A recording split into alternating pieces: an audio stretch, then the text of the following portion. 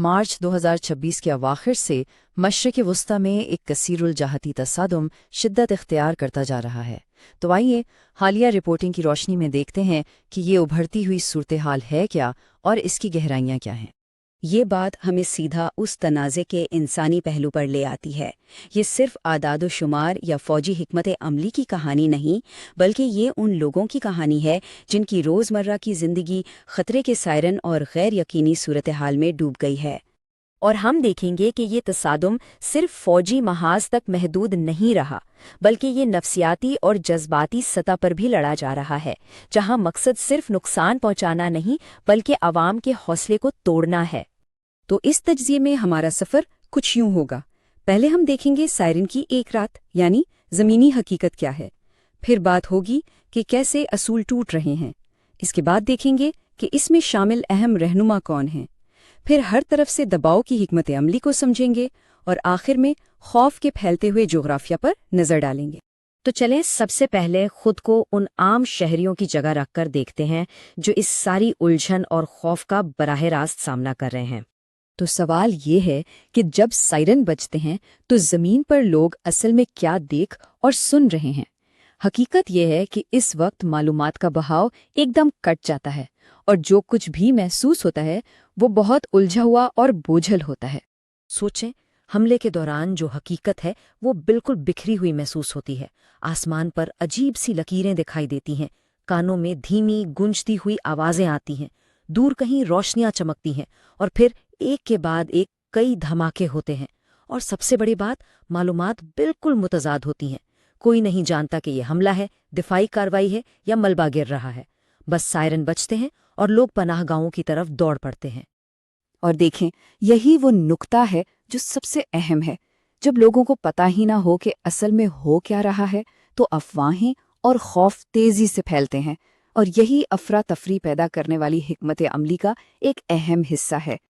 अच्छा, तो ये तो हुई ज़ाती तजर्बे की बात। अब ज़रा इससे हटकर इस तनाज़े के बड़े तस्वीराती मंजरे नामे पर नज़र डालते हैं, क्योंकि एक बात तो साफ है, ये जो कुछ हो रहा है ये माजी की झड़पों से बुनियादी तौर पर मुख्तलिफ है। पहले क्या होता था? महदूद झड़पें होती थीं, लेकिन अब एक नई हकीकत है। ये एक मुसलसल तसादुम है। पहले तनाज़े इलाकाई तौर पर महदूद रहते थे, अब रियासतें बराह रास्त एक दूसरे पे फायरिंग कर रही हैं।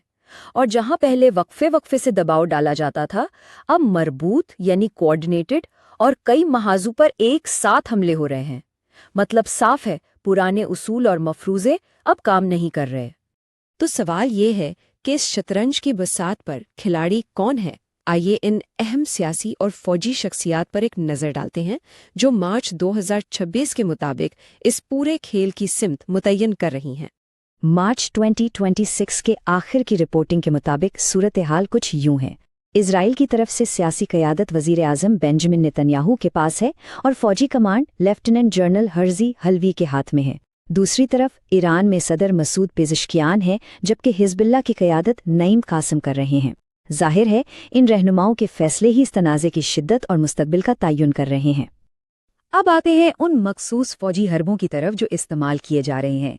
ये समझना बहुत ज़रूरी है कि ये हमले सिर्फ तबाही फैलाने के लिए नहीं हो रहे हैं। इनके पीछे एक गहरी मुश्तरका हिकमत अमली काम कर रही है, जिसका मकसद हर तरफ से दबाव डालना है। इस हिकमत अमली को मुश्तरका दबाव कहा जा रहा है। इसका मतलब क्या है? इसका मतलब ये है कि मिसाइल और ड्रोन जैसे मुख्तलिफ किस्म के हमलों को एक ही वक्त में या बहुत कम वक्फे से इस्तेमाल किया जाए। मकसद सिर्फ एक है, दिफाई निज़ाम पर इतना दबाव डालो कि वो जवाब ना दे सके और शहरियों को इतना उलझा दो कि आफरत तफरी फैल जाए। और ये दोनों खतरात मिलकर एक बहुत ही पेचीदा सूरत हाल पैदा करते हैं। देखें, एक तरफ मिसाइल हैं जो बहुत तेज़ रफ्तार होते हैं, उनकी वार्निंग का वक्त कम होता है और उनसे फौरी और बड़े धमाके का खतरा होता है। दूसरी तरफ ड्रोन है, ये सुस्त होते हैं, लेकिन यही सुस्त रफ्तारी एक मुस्तकिल मंडलाते हुए खतरे का एहसास दिलाती है। रात को उन्हें देखना भी मुश्किल होता है। ये चीज़ नफ्सियाती तौर पर बहुत थका देती है। अब जब इन दोनों को एक साथ इस्तेमाल किया जाता है तो दिफाई निज़ाम और शहरी दोनों पर शदीद दबाव पड़ता है। और अब इस सारी सूरत हाल में एक और नई खतरनाक पेचीदगी शामिल हो गई है, और वो है जदीद सबमिशन। یہ سب میونیشن کا خطرہ کام کیسے کرتا ہے؟ طریقہ بہت سیدھا ہے۔ ایک بیلسٹک میزائل داغا جاتا ہے، لانچ کے کچھ دیر بعد اس کا وار ہیڈ یعنی آگے والا حصہ الگ ہو جاتا ہے، اور پھر یہی پے لوڈ ہوا میں چھوٹے چھوٹے کئی بموں میں تقسیم ہو جاتا ہے۔ اب اس سے ہوتا کیا ہے؟ اس سے دفاعی نظام کے لیے ہر ایک چھوٹے بم کو روکنا تقریباً ناممکن ہو جاتا ہے، اور زمین پر خطرے کا دائرہ بہت بہت وسیع ہو جاتا ہے۔ تو ہم نے حکمت عملی دیکھ لی، ہتھیار دیکھ لیے، اب آخر میں اس بات پر غور کرتے ہیں کہ ان سب کا نتیجہ کیا نکل رہا ہے۔ نتیجہ یہ ہے کہ خوف کا جغرافیہ مسلسل پھیل رہا ہے اور میدان جنگ اب صرف سرحدوں تک محدود نہیں رہا۔ اب صورتحال یہ ہے کہ کوئی بھی علاقہ مکمل طور پر محفوظ نہیں سمجھا جا رہا۔ وسطی اور شمالی اسرائیل دونوں جگہوں پر خطرے کے الارم بج رہے ہیں۔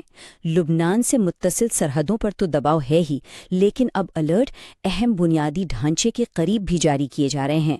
خاص طور پر حیفا کے صنعتی اور توانائی کے مراکز کے قریب جو علامتی حملے ہو رہے ہیں وہ یہ پیغام دے رہے ہیں کہ کوئی بھی جگہ محفوظ نہیں۔ تو اس سب کا لب لباب کیا ہے؟ وہ یہ کہ یہ تصادم اب صرف گولہ بارود سے نہیں بلکہ تسلسل، تکرار اور تھکاوٹ کے ذریعے لڑا جا رہا ہے۔ یہ ایک اعصاب کی جنگ بن چکی ہے۔ اور یہیں پر ایک بہت بڑا سوال پیدا ہوتا ہے، جب تھکاوٹ خود ایک ہتھیار بن جائے تو پھر بقا کیسی نظر آتی ہے؟ یہ سوال ہمیں اس جنگ کی اصل انسانی قیمت اور اس کے طویل مدتی اثرات پر سوچنے پر مجبور کرتا ہے۔